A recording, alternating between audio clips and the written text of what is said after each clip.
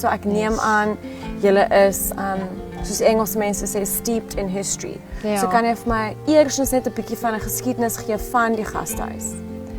Ja, die gastehuis is begin 2001 met die opsie om ouers te huisves. So dit was een van die ouers van Elnathan.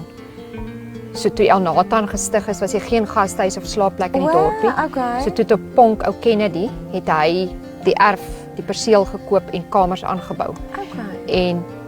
Maar toe wil hy die prentjie inkleed, nie net kamers nie. Hy sit Stamprietse history in.